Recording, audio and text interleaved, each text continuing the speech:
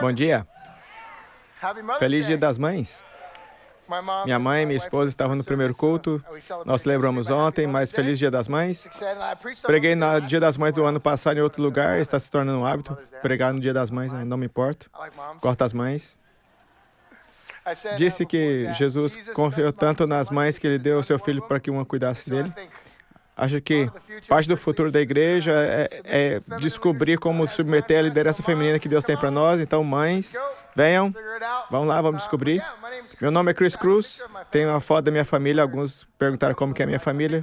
Escolhi essa especificamente por causa do rosto da minha filha nela. Olha o rosto.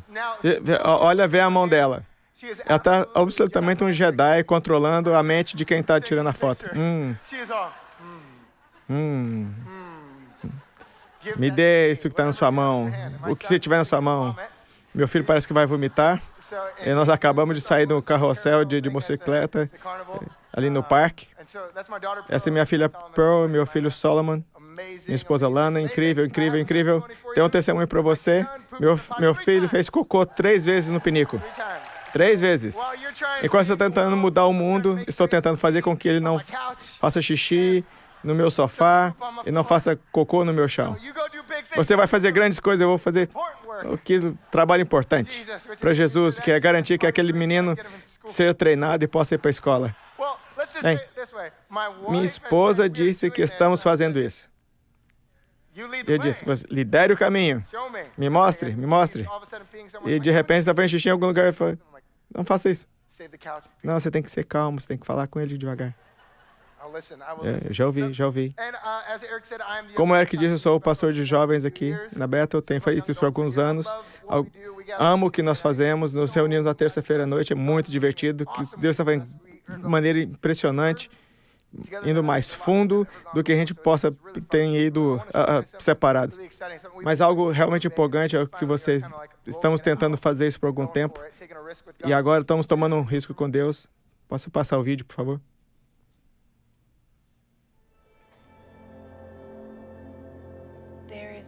Há uma antiga palavra hebraica que significa tanto respiração quanto vento. Isso também significa outra coisa. As antigas escrituras nos dizem que o Ruach estava lá na criação, dando ordem ao caos. Poder invisível que trouxe a criação de Deus e animou toda a vida. Mas não apenas a energia ou influência. Se o Ruach for levado, nós morremos.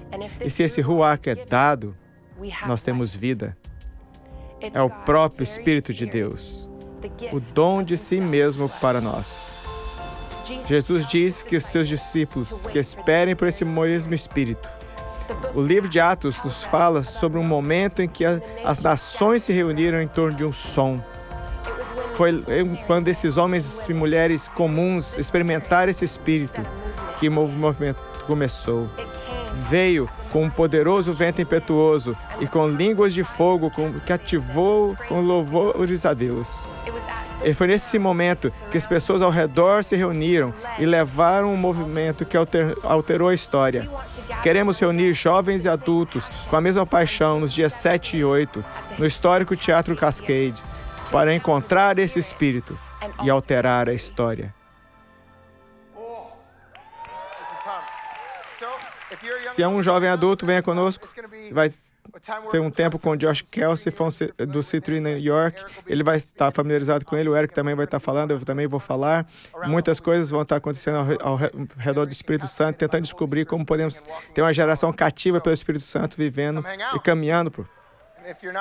Se você não é um adulto jovem, quiser ser, venha. Provavelmente não é uma boa ideia. Mas a vida de um discípulo, vamos começar essa coisa. Discipulado. Vou falar sobre algumas coisas diferentes ângulos. Às vezes seu cérebro vai... É bom, tudo bem, nós vamos passar isso juntos. Outras vezes você vai dizer, oh, uau. Então outras vezes seu cérebro vai voltar... Nós vamos juntos de novo e tudo vai ficar bem. Estão prontos para aprender um pouco comigo? Ok. Não te contei isso? Acho que o discipulado, como estabelecido. Era cabelo. Estou brincando. Estou bem. Ok. Oi, live. Acho que discipulado, como estabelecido por Jesus, é a cura de Deus para a condição humana. Ok? Acho que é a cura para a vida caótica, a vida apressada, a vida sem propósito, a vida insatisfeita, a vida vergonhosa, a vida de raiva, a vida de medo. Disse a vida de raiva. Todo mundo dá todos esses améns e quando chega na raiva dizem a vida é mentirosa. Quando eu digo essas coisas, eu fico tipo, o que você está dizendo? Eu não fico com raiva, fico frustrado. É a maneira da igreja dizer estou com raiva. Mas Jesus aborda todas essas áreas naquilo que ele chama de discipulado. Eu quero abordar alguns dos mitos sobre discipulado que podem nos levar a essa compreensão mais completa e levar a uma vida de satisfação. Você diz contentamento, isso é o que eu preciso. Preciso de contentamento, paz e alegria, descansar meu ser. Primeiro, esse discipulado não é um programa de 6 meses que você faz quando é salvo. Ou que está tipo, tudo bem, aprendi a ler a Bíblia, foi um programa de discipulado, isso foi discipulado para mim. Ou a ideia de que discipulado é quando você se torna sério em ser cristão. Aí eu me torno um discípulo. Há um outro mito sobre o discipulado, é que é uma ideia, que é um modelo de crescimento da igreja. Você discipula 12, discipula 12, discipula 12, discipula 12, e depois vamos tomar o mundo. E essa ideia está relacionada com o que estou discipulando. A pergunta volta é quem está me discipulando, e eu não sei quem está me discipulando. Você está me discipulando, não sei quem está me discipulando. E percebemos que Jesus tinha em mente algo um pouco diferente. Mas sei que é suficiente. Quando Jesus fala sobre o que é suficiente para um discípulo ser como seu professor. E suficiente é a ideia que torna tanto qualidade quanto quantidade, que satisfaz todas as exigências da minha vida. Um escopo de qualidade e quantidade, que satisfaz. Olha, água. Bom te ver. Obrigado. Água inteligente. Porque eu preciso ser inteligente. Não consigo nem abrir, não sou inteligente o suficiente. É ruim jogar no chão. Aqui vamos nós. Prometo que eu posso beber água inteligente. Te prometo isso. Também posso fechar. Mas a ideia de suficiente define um escopo de qualidade e qualidade que atende plenamente às necessidades e demandas do seu ser. Jesus diz que é o suficiente. Não sei se você, como eu, que às vezes vivo com essa coisa que eu preciso mais disso, mais daquilo. Gosto daquela barra de chocolate, posso ter 2. Gosto disso. Jesus responde com nossa antecipação doentia por mais do que o suficiente. Doentia. Quando quero mais e posso continuar consumindo. Jesus diz, eu vou te ser tão satisfeito na vida, mas você tem que ser um discípulo de mim para isso. O que é um discípulo? Não sei se você sabe, mas Jesus não inventou o discipulado.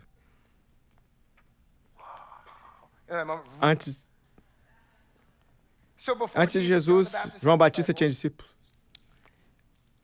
Os outros rabinos tinham discípulos. Os mestres gregos, Platão, Sócrates, tinham discípulos. A palavra grega é matetes e a palavra hebraica talmid, a ideia de que alguém é ensinado, um estudante, um praticante, um aprendiz de alguém. É a ideia de que pratica um modo de vida que é incorporado por um mestre.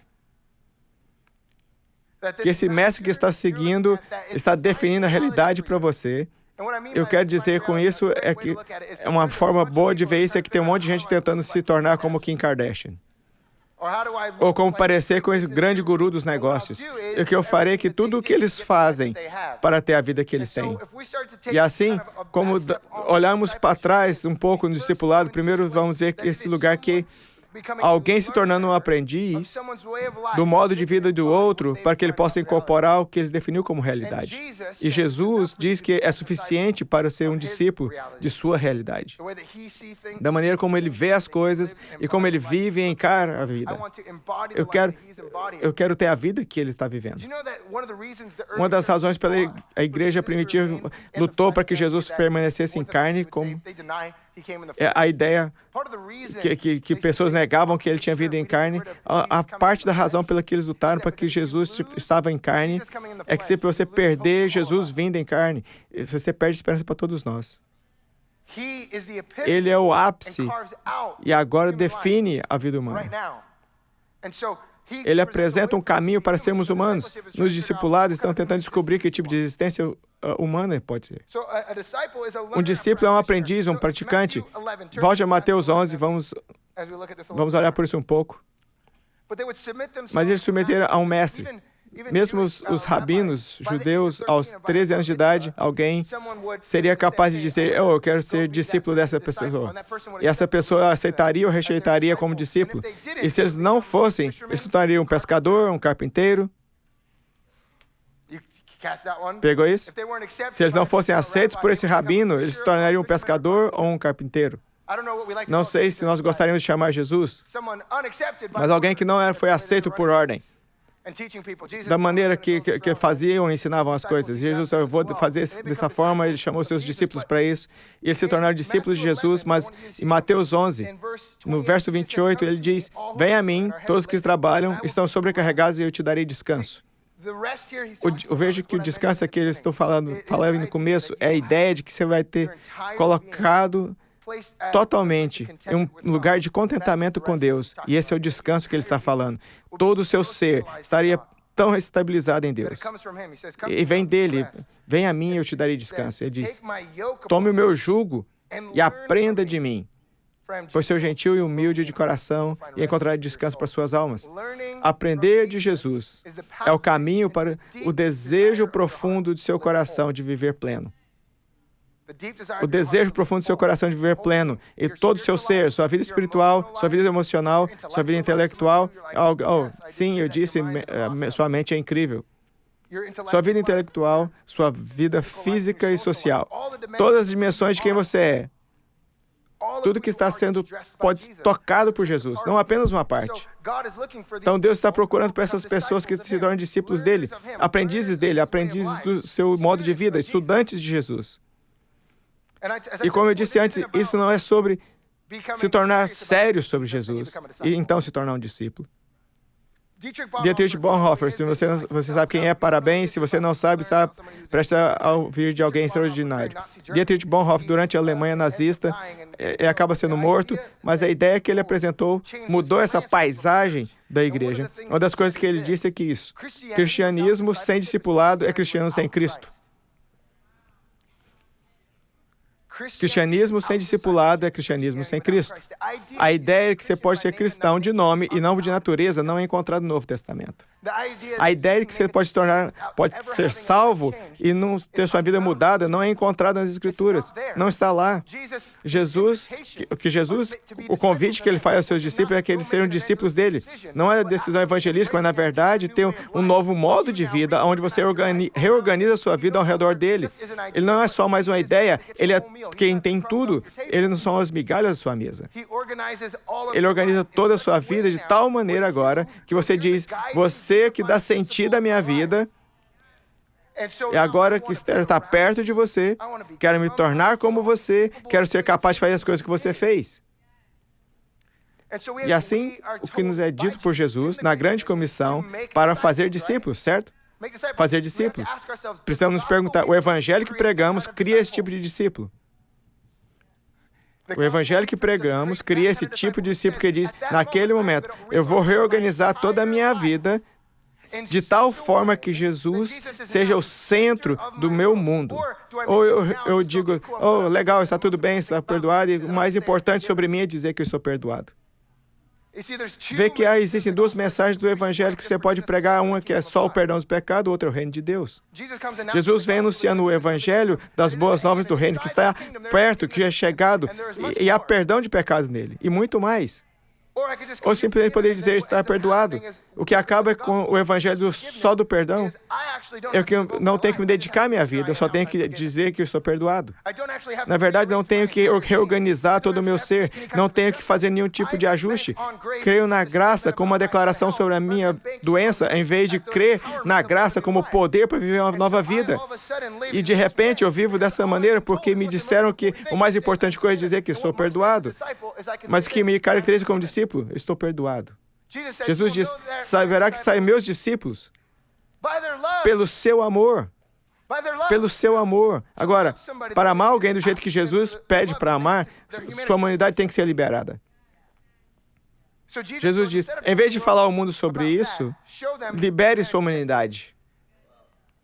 Ele diz, o teste do discípulo não é de dizer estou perdoado. O teste de ser discipulado é que você pode amar e ter esse amor que emana de você. Todas essas mudanças de comportamento baseadas no organizar ao redor dele.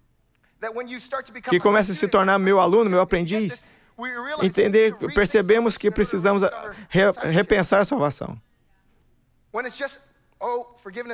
Quando é só perdão de pecado, não recebemos a mensagem do Evangelho que Jesus está tentando transmitir, que é a ideia de que você pode ter uma vida eterna agora mesmo. Vou ler um pouco. João 10:10. Eu vim para que tenham vida e tenha plenamente. 1 João 5:12. Quem tem o Filho tem a vida. Efésios 2:4-5. Pelo grande amor que nos amou, Deus nos vida juntamente com Cristo, quando ainda estávamos mortos em nossas transgressões. Colossenses 1:13. Pois Ele nos resgatou do domínio das trevas e nos transportou para o reino do Filho do seu Filho amado. A salvação é Deus nos libertando do reino das trevas para o reino do seu Filho. Aonde você pratica da realidade de Deus ordenou, que é o reino de Deus. A realidade que Deus ordenou, que é ordenada ao seu redor, é como um rio que flui sem barreiras. É como a vontade de Deus fluindo em sua vida sem qualquer restrições. É assim que o reino de Deus é como um rio que flui sem barreiras. É a vontade de Deus fluindo. O que Deus quer que seja feito é feito. Jesus vem e anuncia que para um grupo de pessoas que não eram significantes, ele diz, você pode viver agora mesmo neste reino. Agora mesmo, há perdão de pecado, nesse reino é tratado com misericórdia, com justiça. E pode viver nesse reino agora mesmo. Ele diz, nesse reino está a vida eterna, em qualidade e em tempo. Entende o que eu estou dizendo? Agora mesmo, você pode ter essa vida eterna. Agora mesmo. Isso pode mudar todo o seu ser. Não é só dizer, tudo bem, tomei uma decisão. Eu digo, Tiago diz, fé sem obras é morta. Então, parte da minha parceria é de ir desse tipo de modo de vida para aquele modo de vida. Deus está esperando de mim que eu coloque a minha confiança nele. Jesus não está certo sobre a realidade. Portanto, preciso mudar a maneira que vivo para experimentar a sua realidade. Jesus não está certo sobre a realidade. Portanto, preciso mudar a maneira que vivo para experimentar essa sua realidade. Jesus frequentemente faz essas declarações que podemos transformar em mandamentos. Ele diz, se tentar salvar a sua vida, vai perder. O que ele está dizendo?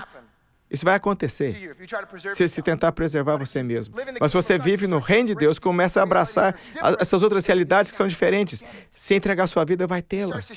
Ele começa a te mostrar que viver no reino de Deus começa a te mudar e te transformar, não apenas na sua mente.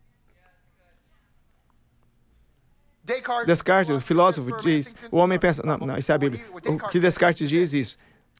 Penso, logo existo. O que é uma parte de você, mas não aborda a totalidade do seu ser. É a idade que é a sua mente, também as suas emoções. Tem relacionamentos, é físico, seu corpo tem hábitos que precisam ser ajustados e treinar. Não sei quantos de vocês foram libertos de qualquer tipo de coisa. Eu fui liberto de pornografia e outras coisas, sabe? Eu lembro de estar no processo de perceber, eu estou livre disso. Significa, eu não vivo mais disso. Entende isso? O combustível no motor mudou, não é mais isso. Estou livre disso. Desculpa, estou liberto disso, agora eu preciso estar livre disso. O que significa não mais só vivo disso, mas também me treino para não nem olhar nisso mais. Há realidades de ajustes físicos, fazendo mudanças e tendo novos hábitos, que são parte do aprendizado de seguir a Jesus. Paulo chama seguir a Jesus de um aprendizado.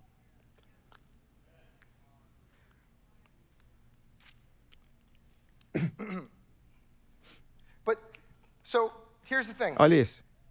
Se o reino de Deus é a vontade de Deus fluindo aqui, a realidade onde o que Deus ordenou se cumpre, Ele cria uma roda d'água que fica naquele rio e tira a energia da água e converte em energia em nossa vida. Assim, Ele fornece um caminho para com a nossa participação e nossa cooperação, fortalecidos pela graça e sustentados pelo Espírito, que agora cooperamos com o reino dos céus para tomar essa vida e fazer ela ser a nossa vida, a nossa própria vida. É assim como Deus começa a nos mudar e nos transformar. Obviamente, andando no Espírito, negará a concupiscência da carne. Uma vez eu estava com um amigo lutando com pornografia, ele me ligou, ei, pisei na bola. Ele disse, como seria para você andar no Espírito? Irá negar a concupiscência da carne. Andar no Espírito não é a experiência de um momento. Eu tive um momento. Está andando no Espírito, descobrindo como está cooperando com a graça que Deus disponibilizou para viver uma vida diferente, com poder. E se é um aprendiz de Jesus e está dizendo que eu quero ser um discípulo, ao invés de dizer simplesmente que eu sou perdoado e não sou perfeito, mas sim dizer que eu tenho poder pela graça para viver uma vida diferente, que Jesus está me transformando em um novo ser humano, que Ele está me mostrando como viver nessa existência de forma que eu nunca estrague minha vida, não estrague meus relacionamentos, não viverei cercado de caos e medo e ansiedade, mas que realmente eu possa responder ao meu filho de maneira que seja útil, construtiva, encorajadora, estimulante, que não preciso sucumbir àqueles tipos de emoções malucas que podem acontecer. Posso treinar minhas emoções para novas emoções, que não tenho que viver viciado no meu telefone há um tempo que não há problema em viver assim, que isso é aquilo, é o caminho do sucesso. Não tenho que fazer tudo isso. Posso ter uma mudança completa. Pregamos o Evangelho que mostra que as pessoas não estão só tomando decisões por Cristo, estão se tornando discípulos de Cristo. Não está só aqui para dizer, ok, sim, mas está aqui para abraçar um futuro baseado na realidade que Ele está organizando a sua vida ao redor de Jesus. Não significa que está a fazer coisas assim só para ter destaque, como na ESPN, ressuscitando as coisas mortas e tudo mais. Estamos falando da vida interior de Jesus. Estamos falando da vida invisível de Jesus. Estamos falando de Jesus não está ali a mostra para o mundo ver. Oh, legal, eu gosto disso ou daquilo. Você não pode ter isso sem a qualidade de vida que Jesus tem. Você não pode dizer, eu quero fazer isso, mas eu não quero viver isso. O Evangelho do Perdão te faz com um carteiro. Ninguém se importa com o cara do carteiro quando ele entrega a carta. Mas estamos falando que o que importa é o nosso mundo interno. O que importa é o nosso bem-estar. Jesus diz, eu posso te dar práticas, modo de vida, coisas testadas, que vai te transformar de dentro para fora, cooperando com o Espírito e a graça, que vai desenvolver sua salvação. E agora tem um novo significado. Treine-se em piedade, é o que Paulo diz. O que vai treinar como um atleta treina.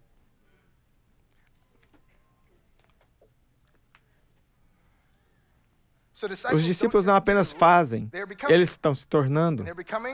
E eles estão se tornando como o seu mestre, o seu professor, aquele que eles estão incorporando à vida que eles querem, que é Jesus. A questão é quem você está se tornando, certo? Eu digo aos nossos jovens adultos com frequência, você quer ter um café bem chato?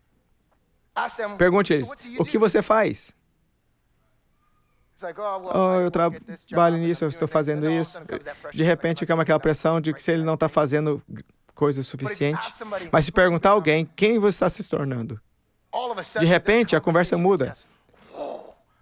Quem eu estou me tornando? Oh, cara, vou te dizer, como aprendiz de Jesus, você não pode ser um aprendiz de Jesus, um discípulo de Jesus, um aprendiz de Jesus por acaso.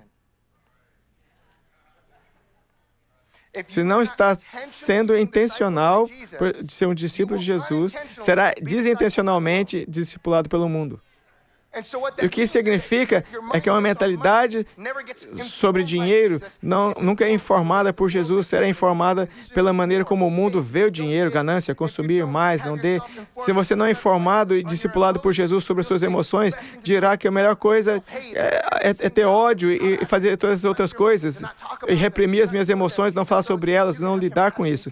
Mas Jesus diz, você pode ter compaixão, pode sentir suas emoções, pode chorar, pode ter paz, todas essas coisas. Você começa a informar sobre Jesus, sobre um novo modo de vida. E assim, se tornando discípulo dele, você é mudando, andando no Espírito, dependendo do relacionamento com o Espírito. Mas não é sem ação. Não é sem ação. Uma das melhores citações que eu já ouvi é de Dallas Willard. O caminho do crescimento espiritual nas riquezas de Cristo não é passivo. Graça não se opõe ao esforço. Ela se opõe ao merecimento. Esforço é ação, merecimento é atitude. Vou dizer de novo. Graça não se opõe ao esforço, ela se opõe ao merecimento. Esforço é ação, merecimento é atitude. Meu pai aprendeu inglês, estudou e se tornou médico. Se pensasse, qualquer ação que faça não é real, só se esforce. Grande linguagem de igreja, certo? Está tentando se superar, está tentando fazer por identidade, está fazendo por amor, está tentando se superar por alguma razão. Você é perdoado, tudo já foi te dado. Eu não quero só ser perdoado. Eu quero viver o sonho que Deus tem para mim. Porque a salvação é Deus te resgatando do ser humano que você nunca foi destinado a ser. Para que Ele pudesse te transformar no ser humano que Ele sonhou que você fosse.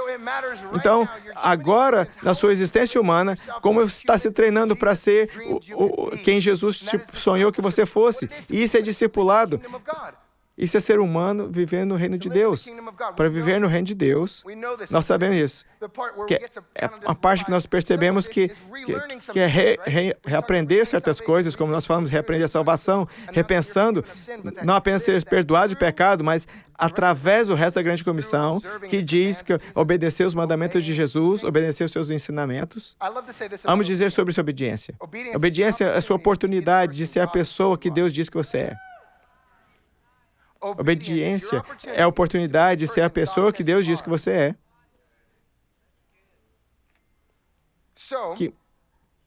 Que muda de dentro de você. Agora, quando isso, faço isso o tempo todo com os adultos. Falamos muito bem sobre jejuar. E está na moda jejuar intermitentemente. Pergunta, você jejua? E você jejua?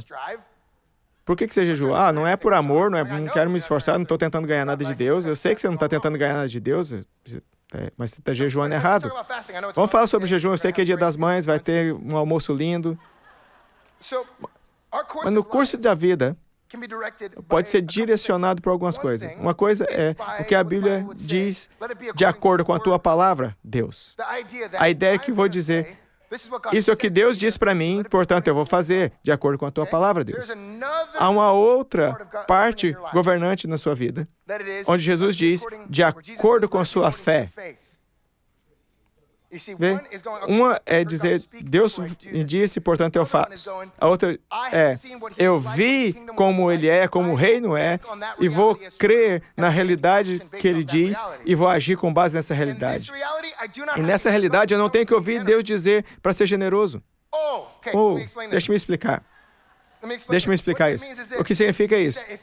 Se eu só dou dinheiro às pessoas quando Deus diz, você não é generoso, você é obediente. Quando você dá, quando Deus não diz para você dar, é que você confia a Ele com as suas finanças, você está sendo generoso por escolha. Ok, estou escolhendo ter uma virtude em mim. Estou escolhendo ter um mundo interior transformado por escolha e não por dizer, Deus me disse.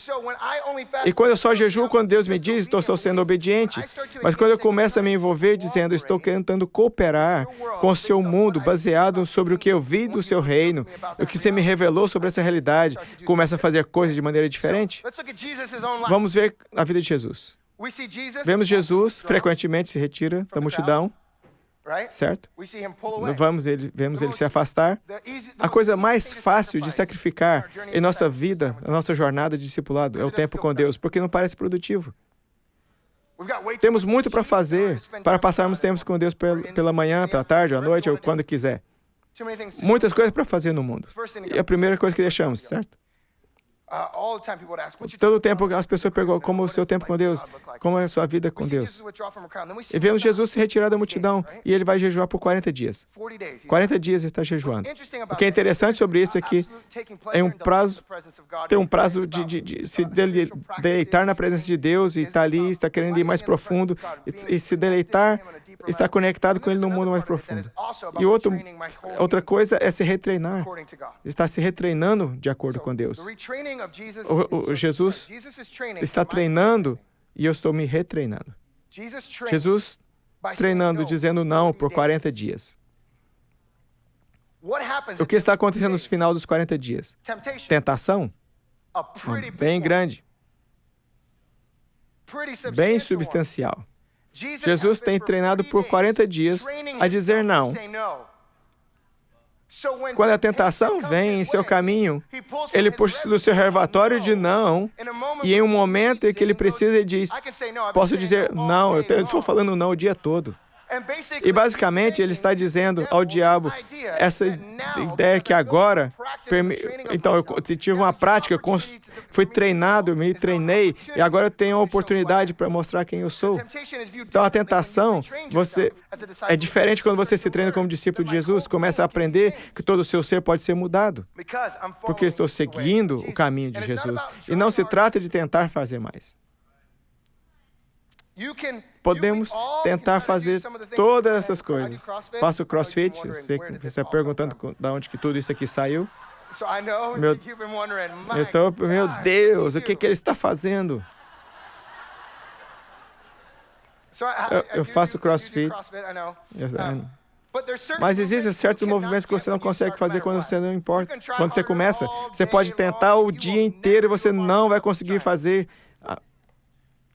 Mas se treinar com o tempo, certamente conseguirá. Então, pensamos que quando Jesus para fazer certas coisas, pensamos, porque não estamos fazendo agora, então não é possível. Mas se nós nos treinamos a praticar, porque a prática se torna possível e não perfeito. E se eu me treino em todas essas maneiras e começo a dizer, como o Provérbios diz, um homem justo estuda como responder. Chamo de imaginação de corporificação. Não é bem uma palavra isso aí. Mas essa ideia de que eu posso começar a imaginar a pessoa que eu quero me tornar, porque Jesus disse sobre mim. Então eu começo a imaginar esse treino de acordo com essa realidade. Isso significa que eu estou olhando para quem eu estou me tornando intencionalmente. Eu sei que antes eu ficaria muito bravo aqui e posso pensar, essa é uma história verdadeira para mim. Posso pensar que fazer CrossFit é apenas para minha saúde pessoal. Até um dia um homem velho cai na rua e não consegue se levantar. E eu corro na rua e tento, como que eu vou levantar esse cara? Então de repente, peraí, eu sei como fazer isso. Eu posso me abaixo e consigo levantar o cara. E trago ele ao carro dele e digo, ok, eu não estava treinando CrossFit só para mim. Não estava treinando para isso, eu estava pensando que eu estava só ficando saudável. Mas quando eu estou lendo a Bíblia todos os dias, eu não sei por que eu estou fazendo isso. Eu penso às vezes que é para toda a minha saúde, mas de repente é um momento como boom. E eu ouço a Deus tão claramente, não sei por que estou fazendo isso. É porque eu estou me treinando. Estou nesse lugar de discipulado onde você está aprendendo a ser como Jesus para viver sua vida. Richard Foster diz, não se esforça mais, você treina mais. Você treina mais. Assim como qualquer atleta aprende passo a passo. Pode, cara, fica com raiva, não sei por que faço isso. Vamos nos retreinar no caminho de Jesus e do seu reino, que você possa começar a viver a vida totalmente diferente. Para que esteja com eles, descubra. Então eu posso.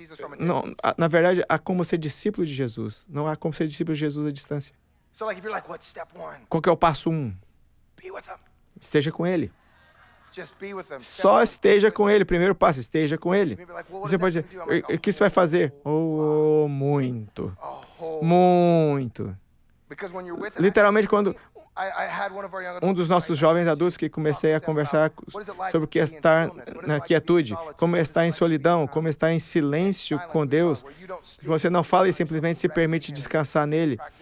Acabou de praticar e está sentado e ser contemplativo mais com Deus e meditando o que ele diz. E essa pessoa diz que toda vez que eles fazem isso, a ansiedade começa a vir sobre ele. E com o tempo, ok, eu sei o que está acontecendo. E eles perceberam com o tempo, continuam indo nesse lugar de quietude, em silêncio, em solidão, praticando estar com Jesus. Quando eles fizeram isso, eles perceberam que a ansiedade estava ligada com o seu trabalho. E quando eles se conectaram nesse ponto, perceberam que Deus estava dizendo que eles precisavam mudar esse trabalho. Então, agora eu percebi o que Deus está querendo dizer. Mas estando com Deus, não só falando com Deus, essa vida, Jesus diz que é disponível para todos, exceto para os fariseus que... Foi muito mais engraçado na minha cabeça. Mas estou pensando no Dan Farley. Você conhece o Dan? Estou pensando no Dan. Estou pensando... Eu e o Dan podíamos ter algumas piadas teológicas que queríamos rir histericamente. Tipo, quando você tem uma tatuagem, não vai na igreja logo depois. A maioria vai, oh, legal. Isso é maravilhoso, eu tenho um tigre no pulso. De qualquer forma. Deixa eu concluir essa ideia. Jesus diz que a vida de Deus está disponível para toda pessoa. Não há lugar onde possa se sentar, seja atrás, na frente, ou seja dos lados, ou no meio. Se trabalha em um emprego que paga muito, ou se paga pouco, se tem dinheiro ou não tem dinheiro, se tem muita educação ou não, ou nenhuma educação, o reino de Deus está disponível para você. Pode pensar que está espiritualmente falido, mas sem nada, mas o reino de Deus é acessível a você. Você não está ganhando, você tem a oportunidade de basear a sua vida inteiramente nele. E você pode renovar todo o seu ser e mudar tudo que faz quando começa a se treinar nessa jornada como discípulo de Jesus. Quero orar por você. Jesus, eu oro agora que através do seu Espírito Santo e fortalecido pela sua graça, cada pessoa nessa sala se torne um aprendiz de você, onde ele se coloca em prática tudo que você os ensinou. Em nome de Jesus. Amém e amém. Espere por um momento, um segundo. Eu sei que são incríveis. São rápidos. Alguns de vocês já estavam saindo. Percebo que te cortei por um segundo. Alguns de vocês nunca se envolveram com Jesus dessa maneira. Decidiu vir no Dia das Mães, e todas as razões, definitivamente não esperava eu pregando.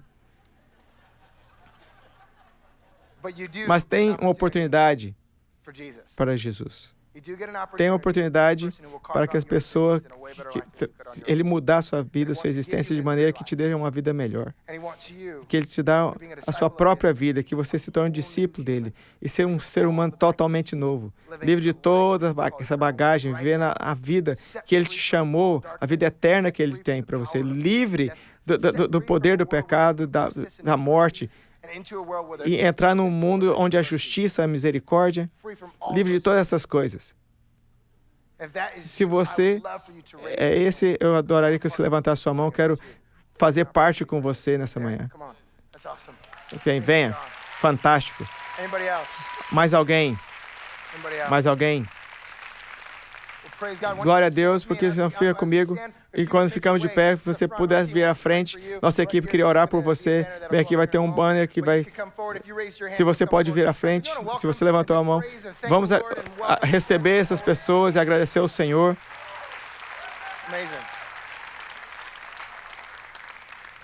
O restante de vocês, tenham um abençoado Dia das Mães, em nome de Jesus. Muito bom. Podemos dar uns aplausos ao Chris, foi incrível. Se você puder ficar no seu lugar por um segundo, enquanto o nosso time vem à frente. Nosso time vem à frente para orar. Se você quiser vir e orar conosco,